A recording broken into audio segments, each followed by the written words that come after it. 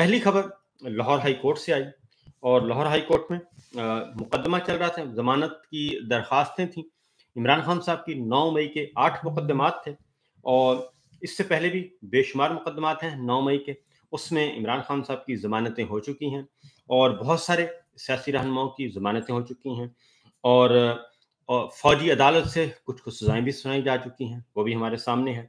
और 9 मई आपको मालूम है, उसका बैकग्राउंड आपको मालूम है कि किस तरीके से एक फ़ॉल्स फ्लैग ऑपरेशन था, जिसका सबसे ज़्यादा जो मलबा था वो पाकिस्तान तहरीक-ए-इंसाफ पे गिरा और एक ख़ास उसका टारगेट था और वो थी पीटीआई, इमरान खान साहब। और अगर 9 मई वाक़ईतन इतना ही होता, खतरनाक इक़दाम था और वाक़ईतन जैसे बयान किया जाता है, तो फिर जिसने पाकिस्तान तहरीक-ए-इंसाफ को छोड़ा वो कम से कम उनको फिर ना छोड़ा जाता, उनको रियायतें ना दी जाती। जिसने पीटीआई को छोड़ दिया, जिसने इमरान खान का साथ छोड़ दिया, जिसने सियासत छोड़ दी, उसको बरी-ए-ज़िम्मा करार दे दिया गया।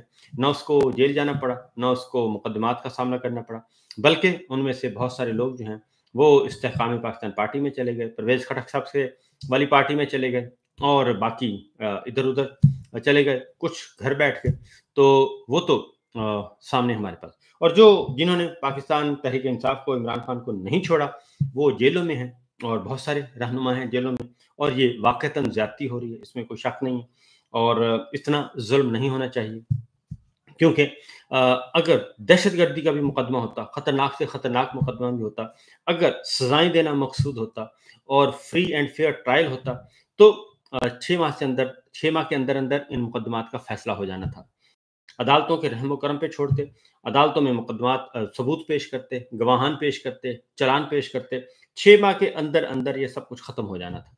लेकिन चूँकि मकसद सिर्फ़ ये नहीं था, मकसद ये था ग्रिल करना है और इसको बार्गेनिंग चिप के तौर पर इस्तेमाल करना है और इसको पॉलिटिकल विक्टिमाइज़ेशन के लिए इस्तेमाल करना है। इसलिए ये सारा कुछ किया गया जी।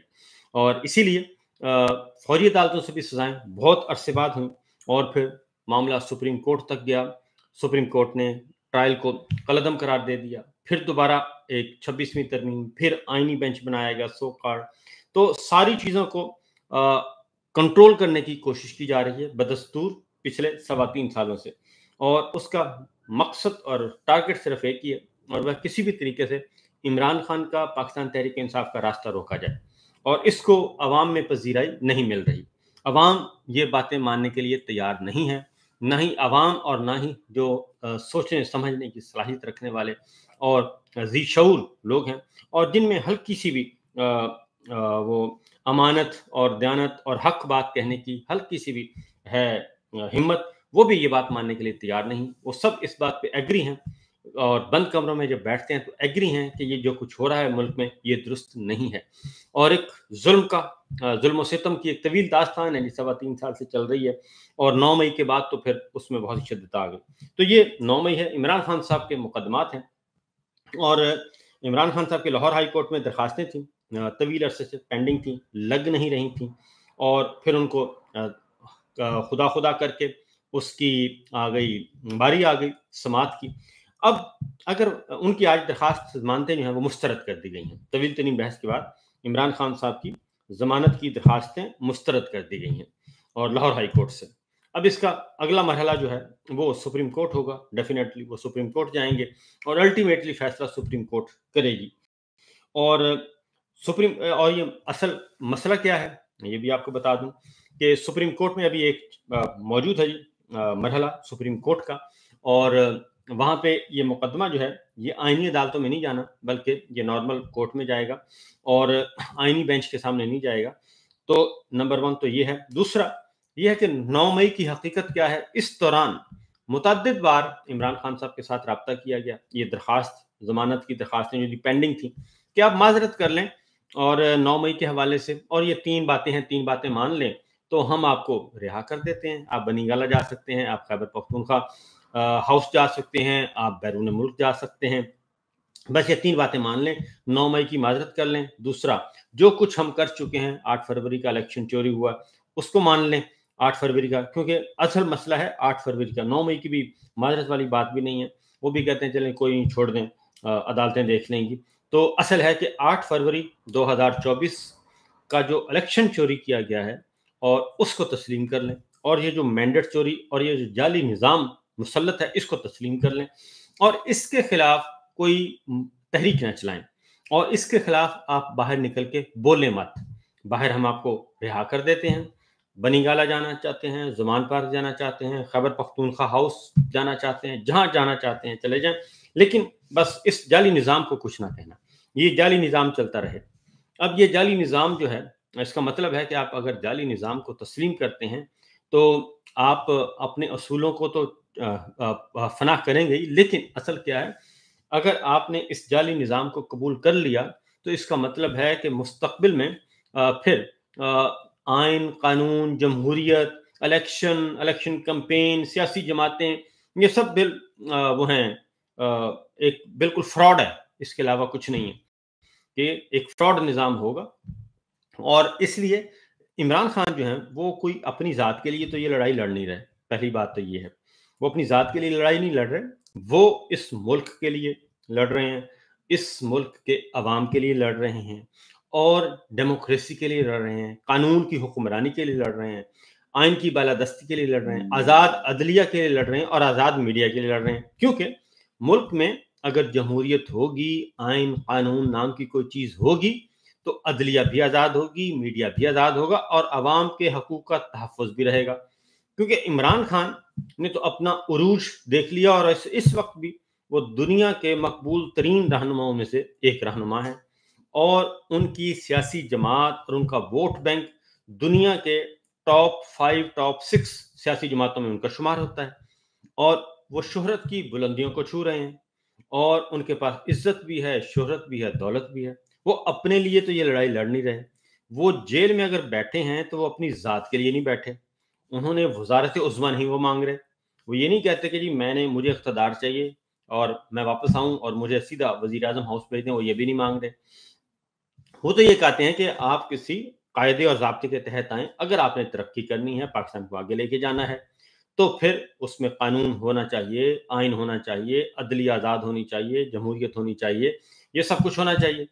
اب یہ وہ اپنی ذات کے لیے نہیں لڑ رہے، اور یہ بات تو طے شدہ ہے، کیونکہ اور پھر جو اس وقت جعلی نظام ہے مسلط، اور ہمارے فیلڈ مارشل ہیں اس سارے کو سپورٹ کر رہے ہیں، کیونکہ ان کے اوپر وہ ہیں، اور کیونکہ یہ ہم نہیں کہتے، یہ کوئی اب یہ میری اور آپ کی بات نہیں ہے، بلکہ یہ ان کے ایسا بھی نہیں ہے کہ جو سسٹم کی مخالفت ہے، اس جعلی نظام کی مخالفت کر رہے ہیں وہ کہ نہیں، یہ حکمران جماعت خود کہہ رہی ہے، یعنی خواجہ آصف صاحب وزیر دفاع، رانا ثناء اللہ صاحب، کل رانا ثناء اللہ صاحب نے کہا کہ دیکھیں ہم پوری کوشش کریں گے کہ عمران خان کو جیل میں رکھا جائے، جتنی کوشش ہوگی ہم عمران خان کو جیل میں رکھنے کی کوشش کریں گے، کیونکہ عمران خان باہر آئے گا تو وہ ہمیں پکڑے گا، وہ ہمیں نقصان پہنچائے گا۔ بھئی وہ کیوں نقصان پہنچائے گا؟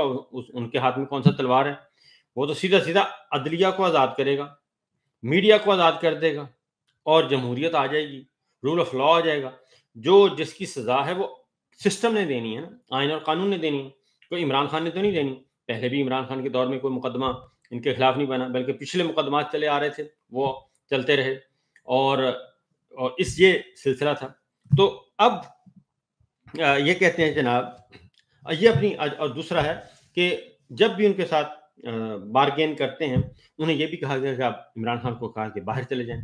اگر واقعتاً 9 میں اتنا بڑا جرم ہے تو پھر تو بھئی 6 ماہ کے اندر اندر، 3 ماہ کے اندر اندر سپیڈی ٹرائل میں سزائیں ہو جاتی ہیں، کوئی مسئلہ نہیں ہوتا، لیکن عمران خان صاحب کو رکھا ہوا ہے، شاہ محمود قریشی صاحب سینئر موسٹ سیزنڈ وزیر خارجہ پاکستان کے رہ چکے ہیں جی، ان کو رکھا ہوا ہے۔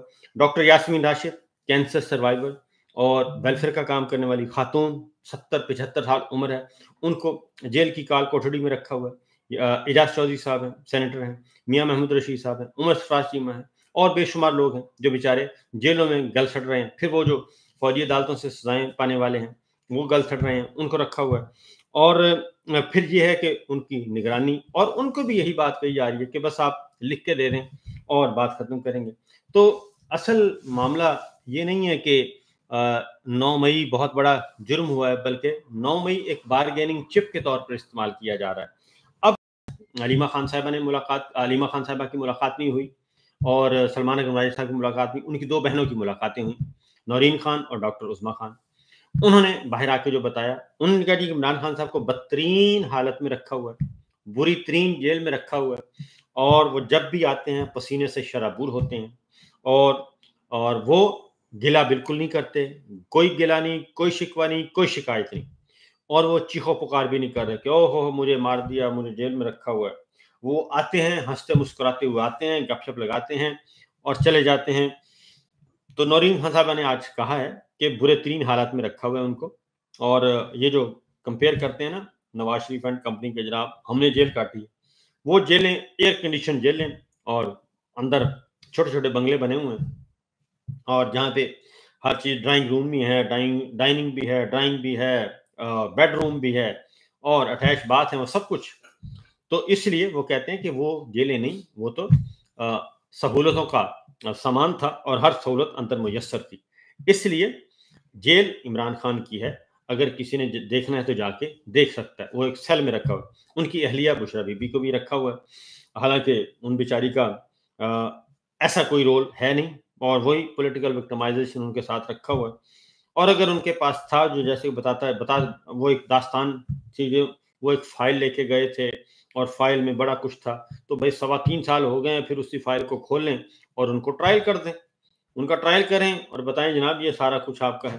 تو اس لیے، اور پچھلے 3.25 سال ہو گئے، یعنی کہ بدقسمتی دیکھیں کہ پہلے ہماری ملٹری اسٹیبلشمنٹ جو ہے، ملٹری لیڈرشپ پچھلے 40 سال سے 35 سال سے ایک بات کہتے کہتے تھک گئی۔ 1990 سے یہ سلسلہ شروع ہوا ہے۔ محترمہ بے نظیر بھٹو کی پہلی حکومت اس بنیاد پہ ختم کی تھی کہ کرپشن بہت ہو گئی ہے، پھر محترمہ بے نظیر بھٹو کو لا کے ختم کر کے نواز شریف صاحب کو لایا گیا، پھر کرپشن، پھر لایا گیا محترمہ بے نظیر بھٹو کو، پھر ختم کی گئی، پھر کرپشن، یہ کرپشن کرپشن کرپشن۔ آپ نے 2 دفعہ نواز شریف صاحب کی حکومت گرائی، 2 دفعہ محترمہ بے نظیر بھٹو کی حکومت گرائی کرپشن کی بنیاد پہ۔ اس کے بعد پھر آ گیا ماشاء اللہ اکتوبر 99 کا، کیونکہ آرمی چیف کا طیارہ اغوا کروا دیا گیا تھا، تو وہ اس کے بعد پھر یہ ہوا۔ انہی جماعتوں کے ساتھ پھر NRO 1 NRO 2 کر کے، کبھی آپ کہتے ہیں کہ یہ کرپٹ لوگ ہیں، کبھی آپ کہتے ہیں کہ نہیں یہ بہت اچھے لوگ ہیں، یعنی کہ آپ خود ہی کلیئر نہیں ہیں کہ آپ نے پاکستان کو آگے کیسے لے کے جانا ہے۔ کرپٹ ٹولے کو ساتھ لے کے رکھنا ہے، یا کرپٹ ٹولے کو کے ساتھ ان کو ایسی قیادت چاہیے جس کی وہ باغیں ہیں وہ ہاتھ میں ہوں، جس کی ڈوریں ہاتھ میں ہوں، اور کرپشن کی بڑی بڑی فائلیں ہوں، اور وہ جب بھی کوئی بولے تو وہ کرپشن کی ایک فائل، پھر دوسری، پھر تیسری، یہ کھول کے، اور جب بھی وہ سربسجود ہو جائے تو فائلیں واپس رکھ دی جاتی ہیں۔ اب میرٹ پہ سوچنے کی بات ہے، افسوس ہوتا ہے، پہلی بات ہے افسوس ہوتا ہے، سخت افسوس ہوتا ہے کہ 3.25 سال ہو گئے ہیں، عمران خان کی حکومت مرکز میں تھی، پنجاب میں تھی، اور کشمیر میں تھی، گلگت بلتستان میں تھی، اور آپ کی خیبر پختونخوا میں مسلسل تیسری، بلوچستان میں ایک بھی کرپشن کا کیس نہیں ملا نیب کو، ایک بھی، کسی عمران خان کے خلاف نہیں ملا، کسی وزیر کے خلاف نہیں ملا، ایک بھی کیس نہیں ملا اب تک۔ 3.25 سال ہو گئے ہیں، نیب ہاتھ پہ ہاتھ رکھ کے بیٹھا ہے، کوئی کیس نہیں ملا۔ اور کیس بنایا کیا؟ القادر ٹرسٹ یونیورسٹی کا بنایا، جو وہ یونیورسٹی جو آج بھی ایجوکیشن دے رہی ہے فری، اور دینی تعلیم، دنیاوی تعلیم فری دے رہی ہے، وہ کیس بنایا۔ اور تاریخ میں، پاکستان کی تاریخ میں پہلی دفعہ باہر سے کوئی پیسہ ریکور ہوا، 190 ملین پاؤنڈ پاکستان کی تاریخ میں کبھی نہیں ہوا، اور وہ 190 ملین پاؤنڈ نیب کی کارکردگی شیٹ میں شامل ہے کہ جی ہم نے یہ کام کیا۔ وہ پیسہ ریکور ہو کے پاکستان آیا، سپریم کورٹ اور پنجاب اور فیڈرل گورنمنٹ کے خزانوں میں گیا، اور اس کی سزا آپ دے رہے ہیں اس بات کی۔ پھر توشہ خانہ کی سزا دی جا رہی ہے، وہ ابھی کیس لٹکا ہوا ہے۔ اب توشہ خانہ جو ہے اس میں کوئی غیر قانونی کام نہیں ہوا، کوئی غیر قانونی کام نہیں ہوا، ابھی تک بھی وہ توشہ خانہ چل رہا ہے۔ اس وقت بھی شہباز شریف صاحب ایک دفعہ وزیر اعظم بن چکے ہیں، 2 دفعہ بن چکے ہیں، درمیان میں کاکڑ صاحب بن چکے ہیں، وہ توشہ خانہ ابھی بھی چل رہا ہے، پوری دنیا میں رائج ہے، ایک قانون ہے، اور وہ ایک مقدمہ اس کی اب سزا کے لیے رکھا ہوا ہے، وہ بھی بارگیننگ کے لیے رکھا ہوا ہے، بتائیں جی کیا کرنا ہے۔ تو افسوس یہ ہوتا ہے کہ آپ نے اپنے ہی تمام اصول توڑ دیے، 35 سال کے اصول. اسی لیے تو آپ کو مزاحمت ہو رہی ہے. آپ کے اپنے فیملی ممبرز نہیں مان رہے، آپ کے اپنے بچے نہیں مان رہے، آپ کے اپنے والدین نہیں مان رہے، آپ کے بہن بھائی نہیں مان رہے. وہ کہتے ہیں کہ جناب آپ کر کیا رہے ہیں؟ 35 سال سے آپ نے یہ کہانی سنائی اور 35 سال کے بعد آپ کہہ رہے ہیں کہ اب یہ کہانی، اس کہانی کو ختم کر دیں، اب یہ نئی کہانی سنیں. وہ بہت اچھے ہو گئے ہیں. اور اسی عمران خان کے خلاف، جس کے خلاف ایک کیس نہیں ہے کرپشن کا، آپ اس کو جیل میں رکھا ہوا ہے. تو اس لیے یہ شعور بھی بہت آ چکا ہے، اس لیے ریزسٹنس ہو رہی ہے. اور نورین صاحبہ نے اور علیمہ خان صاحب نے، اگلا آتا ہے جی بجٹ منظور ہو گیا. اگلی کہانی خیبر پختونخوا کا بجٹ منظور ہو گیا. اس میں علیمہ خان صاحبہ نے آج سخت باتیں کی ہیں علی امین گنڈا پور کے لیے، خیبر پختونخوا کے لیے. اور انہوں نے دو ٹوک انداز میں کہا ہے کہ اگر آپ بوجھ نہیں اٹھا سکتے تو آپ گھر چلے جائیں. تو اس میں بجٹ منظور، اس میں کوئی دو رائے نہیں ہے کہ جلدی میں کیا گیا، کیونکہ ابھی 3-4 دن پڑے تھے اور 3-4 دن رک جاتے، کیونکہ 24 ہے، 30 جون تک بجٹ منظور کرنا ہوتا ہے. تو یہ اجلت تو کی گئی، اس میں تو کوئی شبہ نہیں ہے. اور دوسرا، اگر مجھ سے کوئی ذاتی رائے پوچھے تو ذاتی رائے یہ ہے کہ بالکل بجٹ اپنی گورنمنٹ کو خطرے میں نہیں ڈالنا چاہیے. اور آپ کو ایک صوبے میں حکومت ملی ہوئی ہے، اس صوبے کو ضائع نہیں کرنا چاہیے. آپ کا وہ بیس کیمپ ہے. اور پی ٹی آئی کو آپس میں جو ان کو، کیونکہ اس وقت بیانیہ بنایا جاتا ہے نا جی، فلاں غدار فلاں غدار فلاں غدار. تو ایک صوبے میں آپ کی حکومت ہے، اس کو سنبھال کے رکھنا چاہیے. اور وہ بیس کیمپ ہے، وہیں سے ہی آپ کو ایک آکسیجن ہلکی پھلکی آ رہی ہے. اور وہیں سے آپ عوام کی خدمت کر رہے ہیں. آپ کو عوام نے ووٹ دیا ہے خیبر پختونخوا کا، وہ آپ کو مل گیا. فارم 47 ادھر نہیں چل سکا کیونکہ وہاں پہ سوات میں اس دن 4 لاشیں گر گئی تھیں اور خطرہ تھا کہ مزاحمت سخت ہو جائے گی اور یہ اچھا خاصا فساد کریٹ ہو جائے گا. اس لیے اور پنجاب میں وہ نہیں ہو سکی. اگر پنجاب بھی اس دن کھڑا ہو جاتا 9 فروری کو تو یہ صورتحال نہ ہوتی. اور اس دن لیڈرشپ نے کمزوری دکھائی کیونکہ خوف و ہراس کا عالم تھا اور بہت زیادہ، اور فارم 47 کی تقسیم کا فیصلہ ہو گیا تھا. تو لہٰذا بجٹ منظور ہو گیا اور بجٹ جلدی منظور ہو گیا، بس اتنا کہنا چاہیے.